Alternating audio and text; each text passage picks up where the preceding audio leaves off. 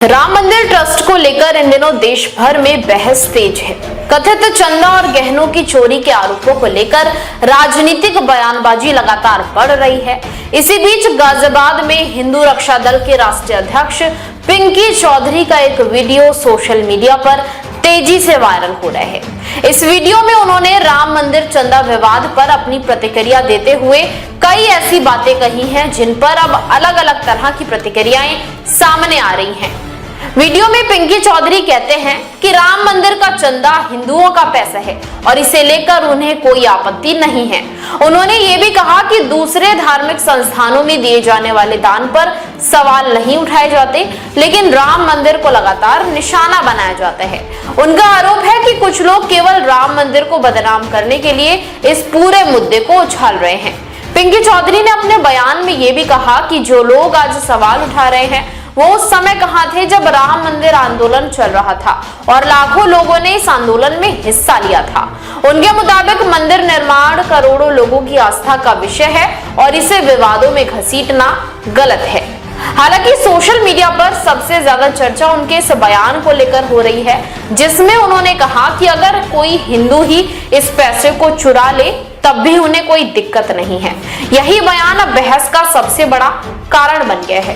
कई लोग इसे धार्मिक आस्था से जोड़कर देख रहे हैं, जबकि कई लोगों का कहना है कि चोरी, गबन या भ्रष्टाचार को किसी भी परिस्थिति में सही नहीं ठहराया जा सकता। पहले आप ये वीडियो देखिए। आज हमारा भव्य राम मंदिर बना, जिसको देखने के लिए पूरे देश के कोने कोने से लोग जा रहे हैं। वो चंदा जो दे रहे हैं वो सारे के सारे राम जी को मानने वाले हैं और जो वहां थे वो भी राम जी को मानने वाले ही हैं और राम जी के आशीर्वाद से ही उनके घरों में अगर कुछ चंदा गया है, उनके मन को परिवर्तित करते हुए जो चंदा गया है, उसमें किसी को प्रश्न चिन्ह लगाने का और किसी को यह कहने का अधिकार नहीं है कि उनको उठाओ, बंद करो। मंदिर हमारा, चंदा हमारा, चोरी की हमारे लोगों ने और तुम लोग खामोखा ड्रामेबाजी कर रहे हो। उन मस्जिद मदरसों पर किसी ने आवाज नहीं उठाई। इन मदरसों में विदेश से, पाकिस्तान से और कहां के देशों से, इस्लामिक कंट्री से वहां आकर के पैसा मस्जिद और मदरसों में आकर के वहां से आतंकवादी पैदा किए जा रहे हैं। वहां कोई बोलने को तैयार नहीं है। उनके सबके मुंह में दही जम जाती है और जितने भी चर्च हैं उनमें बाहर से फंडिंग आकर के ईसाई देश फंडिंग करते हैं और वहां जो है हमारे देश में ईसाई बनाने का काम कर रहा है, मुसलमान बनाने का काम कर रहा है हिंदू को। वहां कोई आवाज नहीं उठाता है और इन्हें एक मुद्दा मिल गया है राम जी के ऊपर।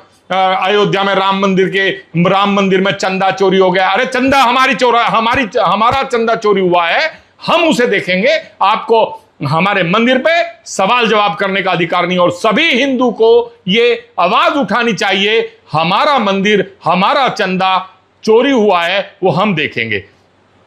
किसी दूसरे आदमी को इसमें हाथ डालने का या बोलने का कोई अधिकार नहीं होना चाहिए। जय श्री राम, हर हर महादेव। अब सबसे बड़ा सवाल यही खड़ा होता है कि अगर किसी भी संस्था, किसी भी ट्रस्ट या किसी भी संगठन में गड़बड़ी के आरोप लगते हैं तो उनका जवाब जांच और कानून के जरिए मिलना चाहिए। किसी भी आरोप को बिना जांच के सही या गलत मान लेना उचित नहीं है। लेकिन उतना ही जरूरी यह भी है कि अगर कहीं चोरी या गड़बड़ी साबित होती है तो वो गलत ही मानी जाएगी, चाहे मामला किसी मंदिर का हो, मस्जिद का हो, चर्च का हो, गुरुद्वारे का हो या किसी सरकारी संस्था का।